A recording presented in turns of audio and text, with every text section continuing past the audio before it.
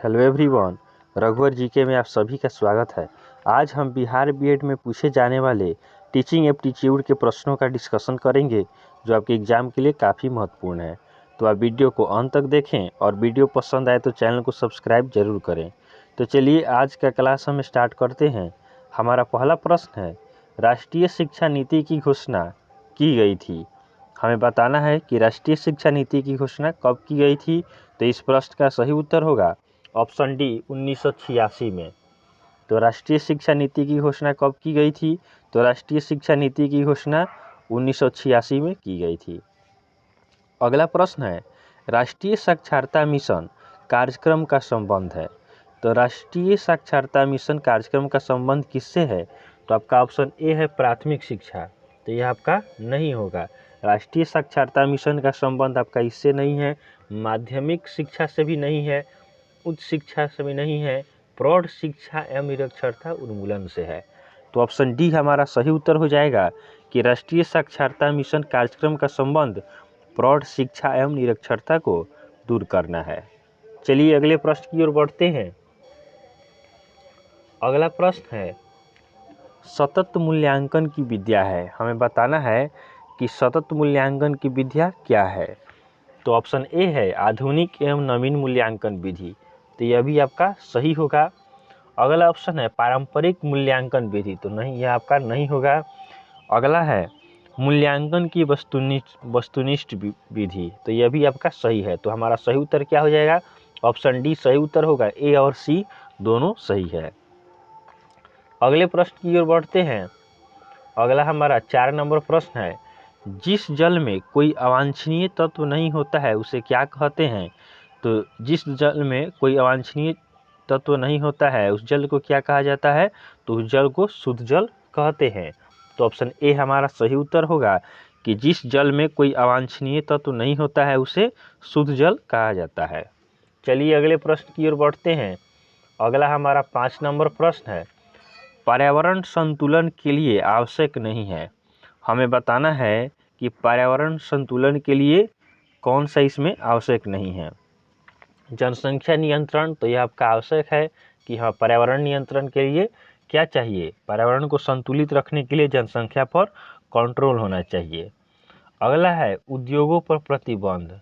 तो उद्योगों पर प्रतिबंध मतलब इसको हम रख सकते हैं कि पर्यावरण संतुलन के लिए यह आवश्यक नहीं है।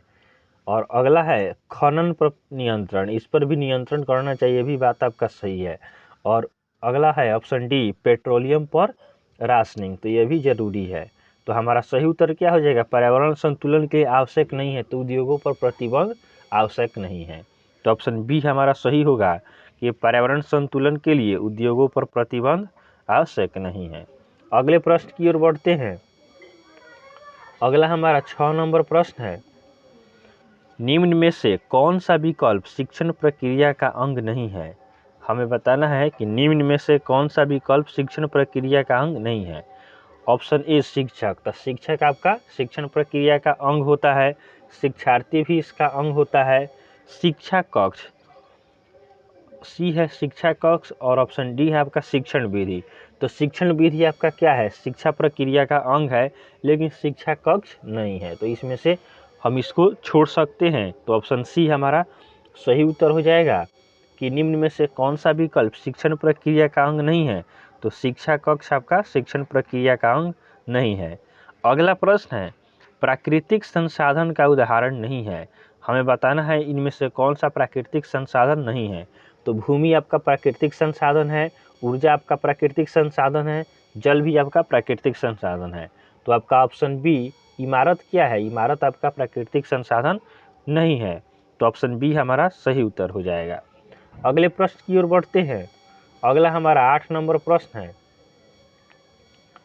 पर्यावरण की दृष्टि से सर्वाधिक उपयोगी वन है। पर्यावरण की दृष्टि से सर्वाधिक उपयोगी वन कौन सा है? तो इस प्रश्न का सही उत्तर हो जाएगा ऑप्शन बी उष्णकटिबंधीय वर्षा वन। तो पर्यावरण की दृष्टि से सर्वाधिक उपयोगी वन आपका उष्णकटिबंधीय वर्षा वन है। अगला प्रश्न है, कविता किसको विकसित करती है? कविता किसको विकसित करती है? शरीर को? तो नहीं, यह नहीं होगा। भावना को? तो यह भी आपका नहीं होगा। और अगला ऑप्शन है हृदय को, तो ये भी नहीं होगा। हमारा सही उत्तर क्या हो जाएगा? ऑप्शन डी, कल्पना को। कविता किसको विकसित करती है? तो कविता आपका कल्पना को विकसित करती है। अगले प्रश्न की ओर बढ़ते हैं। अगला हमारा 10 नंबर प्रश्न है, व्याकरण शिक्षण की कितनी विधियां है? व्याकरण शिक्षण की कितनी विधियां है?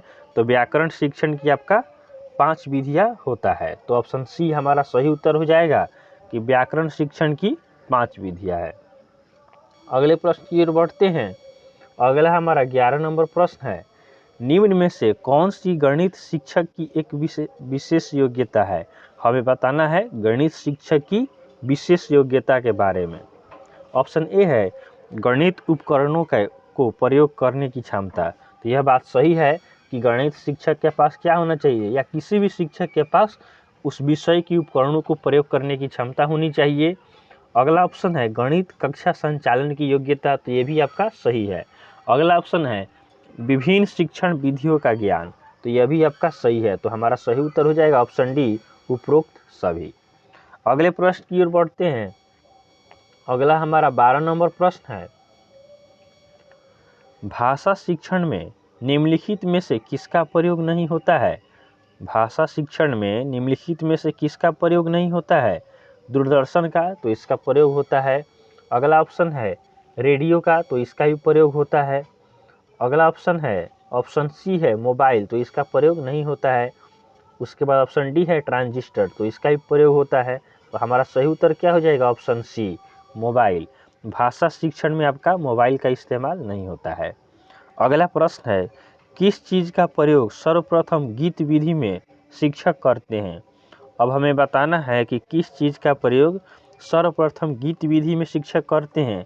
सुर और ताल का, तो पहले इसका यूज नहीं होता है। वाद्य यंत्र का भी पहला यूज नहीं होता है। ढोलक का भी पहले यूज नहीं होता है। सबसे पहले यूज आपका होता है स्वर और लय का। तो हमारा प्रश्न था किस चीज़ का प्रयोग सर्वप्रथम गीत विधि में शिक्षक करते हैं? तो स्वर और लय का सर्वप्रथम यूज किया जाता है। अगले प्रश्न की ओर बढ़ते हैं। अगला हमारा 14 नंबर प्रश्न है, कविता शिक्षण की कितनी विधियां है? हमें बताना है कि कविता शिक्षण की कितनी विधियां है। तो कविता शिक्षण की आपका 5 विधियां होता है। तो ऑप्शन डी हमारा सही उत्तर हो जाएगा कि कविता शिक्षण की कितनी विधियां है? तो 5 विधियां है।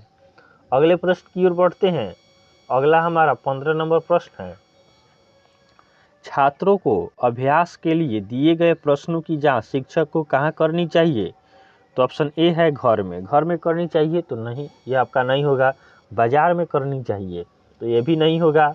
अगला ऑप्शन है मंदिर में, तो ये भी नहीं होगा। इसमें अजीब अजीब ऑप्शन दिया गया है। लास्ट ऑप्शन है कक्षा में, तो यह हमारा क्या होगा? सही उत्तर हो जाएगा कि छात्रों को अभ्यास के लिए दिए गए प्रश्नों की जांच कक्षा में करनी चाहिए। अगले प्रश्न की ओर बढ़ते हैं। अगला हमारा 16 नंबर प्रश्न है, ओजोन परत के विनाश से प्राणी को किस रोग का भय है? तो ओजोन परत की विनाश से प्राणी को त्वचा कैंसर की भय है। तो ऑप्शन बी हमारा सही उत्तर हो जाएगा कि ओजोन परत के विनाश होता है तो क्या होगा? त्वचा कैंसर होने की संभावना है। अगला प्रश्न है, भ्रमण निम्न विधि का उदाहरण है। तो भ्रमण किसका उदाहरण है? प्रयोगशाला विधि का? तो नहीं, यह नहीं होगा। सुकराती विधि का? तो यह भी आपका नहीं होगा। सी ऑप्शन है निरीक्षण विधि का? तो यह आपका सही है कि भ्रमण निम्न में से निम्न विधि का उदाहरण है। तो भ्रमण आपका निरीक्षण विधि का उदाहरण होता है। अगले प्रश्न की ओर बढ़ते हैं। अगला हमारा 18 नंबर प्रश्न है, अच्छे शिक्षण में क्या क्या विशेषताएं होनी चाहिए? हमें बताना है कि अच्छे शिक्षण में क्या क्या विशेषता होना चाहिए। तो क्रिया आधारित, तो ये भी आपका सही है। प्रेरणादायक होना चाहिए, तो ये भी सही है। प्रगति पर आधारित होना चाहिए, तो ये भी सही है। तो हमारा सही उत्तर हो जाएगा ऑप्शन डी, उपरोक्त सभी।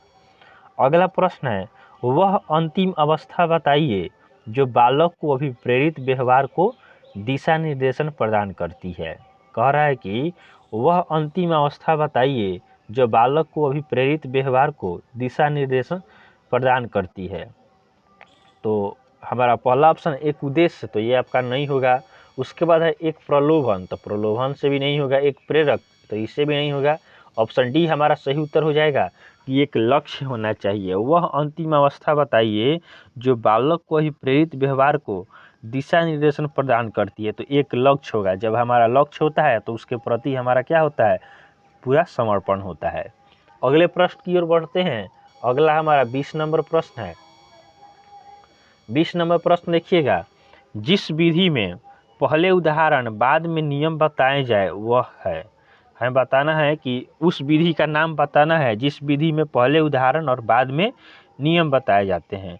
तो उस विधि को आपका आगमन विधि कहा जाता है। तो ऑप्शन बी हमारा सही उत्तर हो जाएगा कि वह विधि जिसमें पहले उदाहरण बताया जाता है और बाद में नियम बताया जाता है उस विधि को आगमन विधि कहा जाता है। अगले प्रश्न की ओर बढ़ते हैं। अगला हमारा 21 नंबर प्रश्न है, किसी समीकरण के एक ओर से कोई संख्या दूसरी ओर जाने में उसका चिन्ह क्या होता है। कहे किसी समीकरण, जैसे मान लीजिए कोई समीकरण है x + y = 4 है, तो यहाँ पे 4 है, तो इस समीकरण का कह रहा है कि एक ओर से संख्या दूसरी ओर जाएगी तो क्या होगा। जैसे मान लीजिए हम y को उधर भेजते हैं तो x = 4 - y, तो यहाँ पे हो क्या रहा है कि साइन चेंज हो रहा है। तो हमारा सही उत्तर क्या हो जाएगा, सही उत्तर होगा कि उसका चिन्ह क्या होता है, बदल जाता है। तो ऑप्शन ए हमारा सही उत्तर होगा कि किसी समीकरण के एक ओर से कोई संख्या दूसरी ओर जाने में उसका चिन्ह बदल जाता है। अगला प्रश्न है, बीजगणित में अंकों के स्थान पर प्रयोग किए जाता है। तो बीजगणित में अंकों के स्थान पर किस चीज़ का प्रयोग किया जाता है। तो बीजगणित में अंकों के स्थान पर आपका अक्षर का प्रयोग किया जाता है। तो ऑप्शन बी हमारा सही उत्तर हो जाएगा कि बीजगणित में अंकों के स्थान पे अक्षर का प्रयोग किया जाता है। अगले प्रश्न की ओर बढ़ते हैं। अगला हमारा 24 नंबर प्रश्न है, प्रायः लड़के एवं लड़कियों की रुचियों में अंतर निम्नलिखित के परिणाम होता है। हमें बताना है कि लड़के और लड़कियों की रुचियों में अंतर कैसे होता है, क्यों होता है। तो पहला ऑप्शन है मूल प्रवृत्त्यात्मक गुणों के, तो यह आपका नहीं होगा। अगला ऑप्शन है सांस्कृतिक प्रभाव के, तो यह आपका सही है कि लड़के और लड़कियों की रुचियों में अंतर आपका सांस्कृतिक प्रभाव के कारण होता है। अगले प्रश्न की ओर बढ़ते हैं और यह हमारा आखिरी प्रश्न होगा। अगला प्रश्न है हमारा, निम्नलिखित में से कौन से क्षेत्र में बाह्य रूप से शीघ्र परिवर्तन किए जा सकते हैं। कह रहा है कि निम्नलिखित में से कौन से क्षेत्र में बाह्य रूप से शीघ्र परिवर्तन किए जा सकते हैं। तो अभिवृत्तियों में तो यह नहीं होगा। उसके बाद प्रलोभन में, हाँ प्रलोभन में तो किया जा सकता है। प्रलोभन देके उसका क्या किया जाता है, किसी भी चीज़ का परिवर्तन किया जा सकता है। रुचि नहीं होगा, प्रेरक भी नहीं होगा। तो इस तरह हमने आज शिक्षा शास्त्र के 25 प्रश्नों को देखा है जो आपके एग्जाम के लिए काफ़ी महत्वपूर्ण है। अगर आपको वीडियो पसंद आया हो तो आप वीडियो को लाइक करें और चैनल को सब्सक्राइब करें। तो चलिए आज के लिए हम इतना ही रखते हैं, फिर एक नए सीरीज के साथ आपसे मिलते हैं। तब तक के लिए धन्यवाद।